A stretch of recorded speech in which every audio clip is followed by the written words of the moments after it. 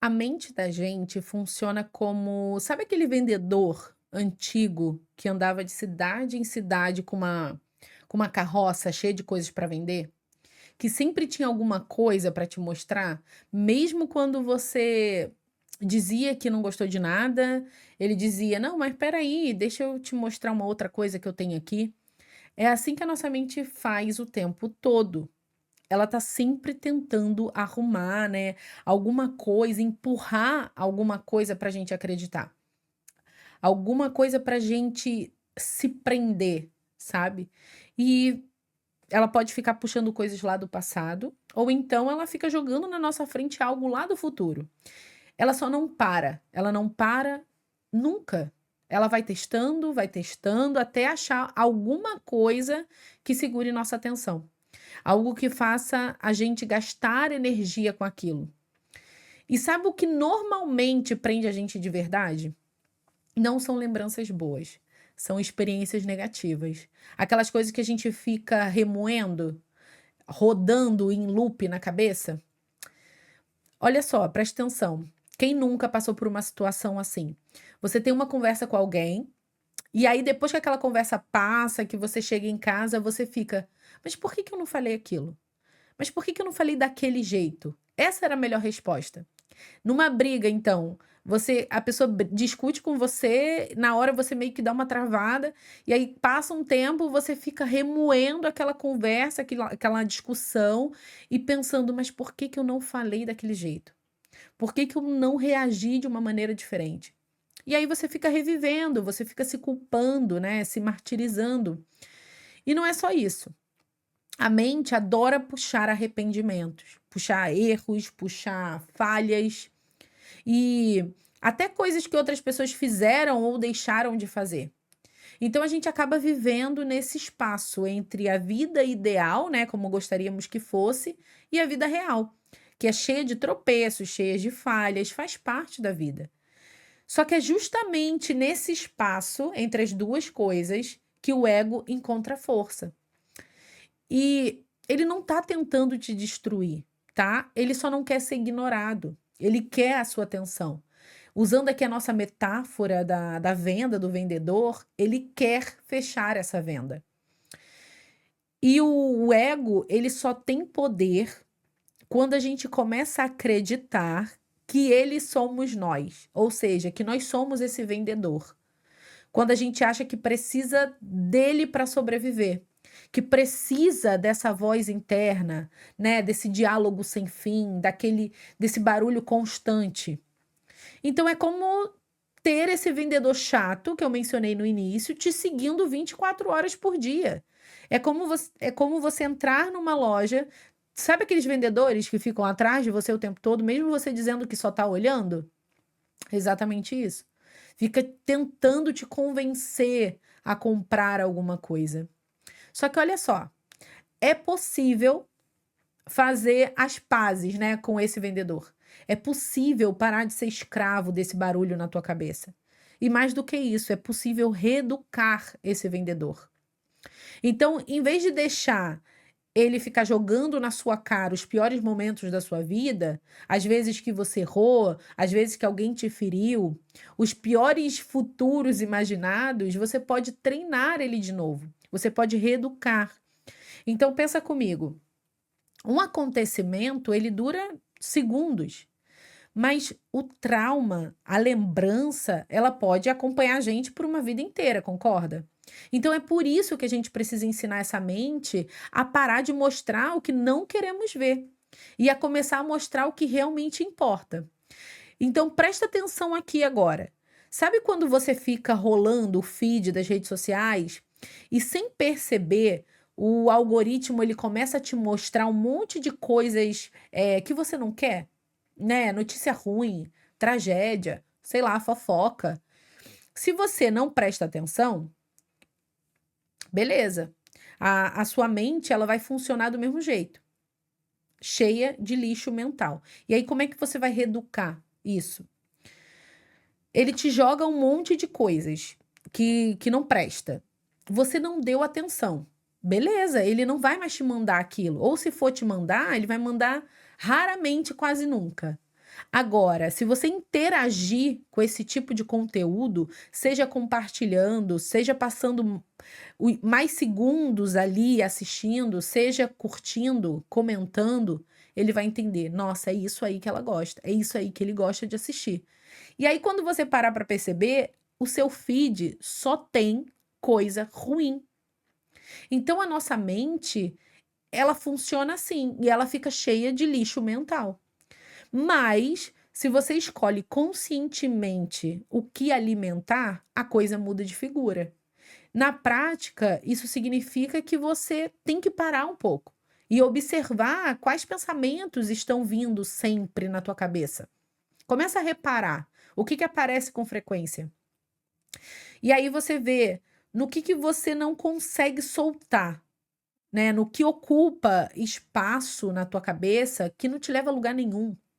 E aí, quando você faz isso, duas coisas acontecem. Primeiro, só de prestar atenção, muitos pensamentos já perdem a força. Então, eles param. Segundo, você começa a ganhar mais controle, fica mais fácil direcionar a sua mente, em vez de deixar ela te arrastar para qualquer lugar. E essa talvez seja uma das habilidades mais importantes que alguém pode aprender. Parar de viver no piloto automático, né, só reagindo ao que acontece, e começar a escolher conscientemente o caminho que você quer seguir. Entenda que a mente, a nossa mente, precisa de um ponto de ancoragem. Ela precisa de um foco. E a gente precisa treinar a mente para permanecer no presente. Eu já disse isso em outro vídeo. Eu sou pós-graduanda em neurociência do comportamento e cada vez que eu entendo mais do funcionamento do nosso cérebro, eu fico completamente impactada, apaixonada por tudo que ele é capaz de fazer. Então a gente precisa treiná-lo. A gente pode treiná-lo. Então a gente precisa treinar ele a permanecer no presente, sem se perder nesse looping de pensamentos negativos. Então pode ser na respiração.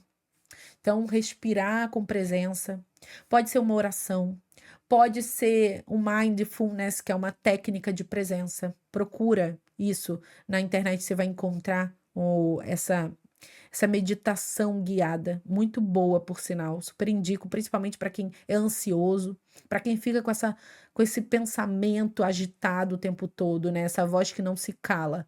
Então, faz essa técnica que é muito bom. Então, pode ser observar conscientemente o que está ao redor. O importante é você dar um foco, é um ponto de foco. Você precisa ter essa ancoragem.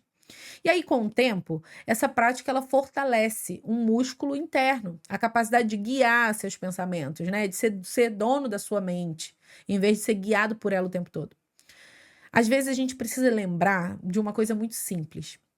Aquela situação que naquele momento pareceu o fim do mundo, não foi tão ruim assim. Ela poderia ter sido pior.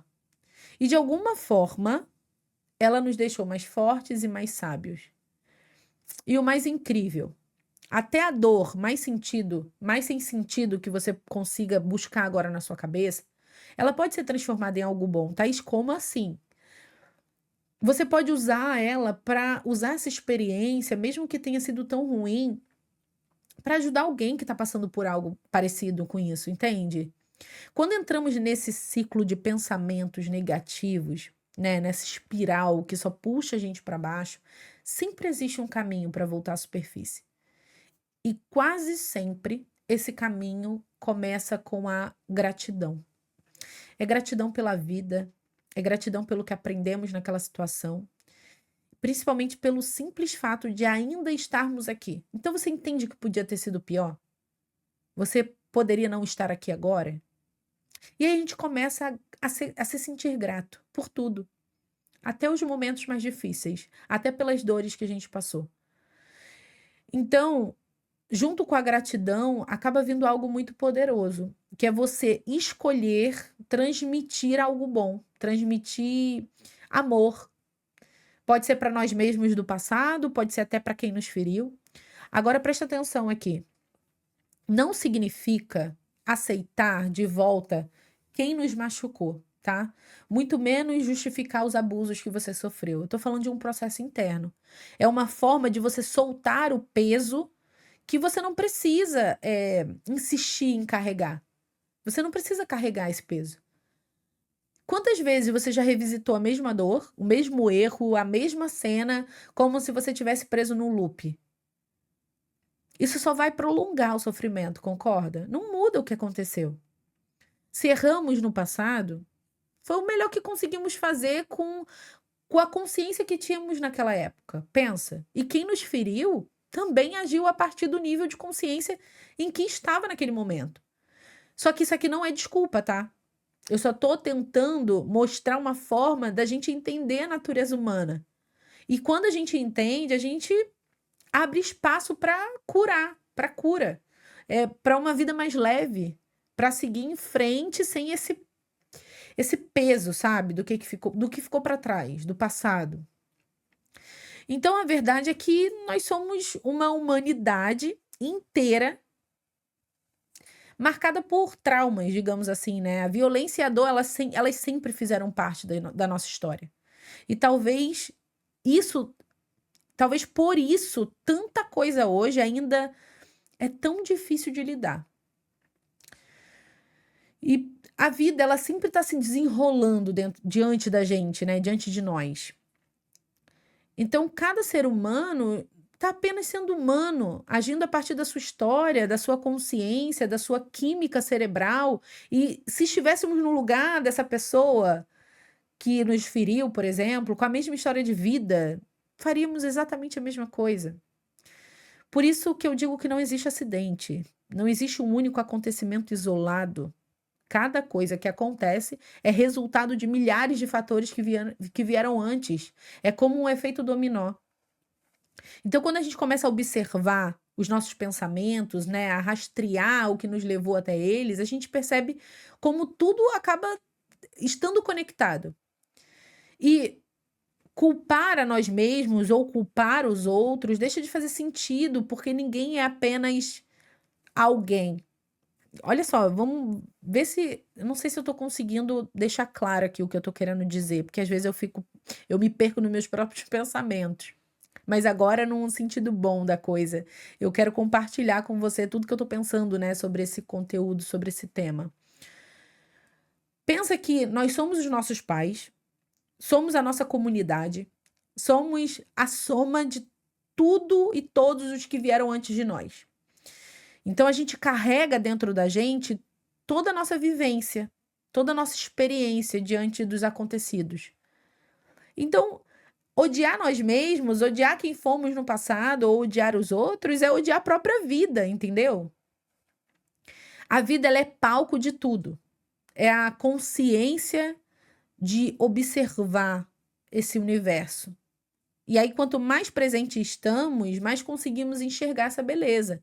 E então fica natural querer permanecer no presente. É aqui que está a chave de tudo isso que eu estou te falando até agora. É permanecer no presente. Muitas vezes a gente está aqui, mas o nosso pensamento está ou no passado ou no futuro, e a gente perde a oportunidade de observar o presente, de viver o presente. Então, por que sair desse momento se é nele que a vida acontece? Então, a vida é prática, é atenção, é presença.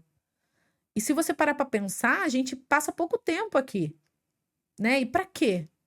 Se não for para amar, se não for para experimentar alegria, para tornar a caminhada mais leve, não só a nossa, mas também a dos outros que estão ao nosso lado. O passado, ele não importa tanto quanto pensamos. Ele já passou. É como as cinzas que sobraram de um fogo, que já se apagou ali, só tá as cinzas agora. E tentar agarrar essas cinzas. Então, é perder chance de viver o que está acontecendo agora, bem diante de nós. Então, a única escolha que temos é como vamos nos relacionar com o que já aconteceu. É com gratidão e sabedoria ou com ressentimento e arrependimento? A escolha é nossa. E ela é muito mais clara do que parece ser.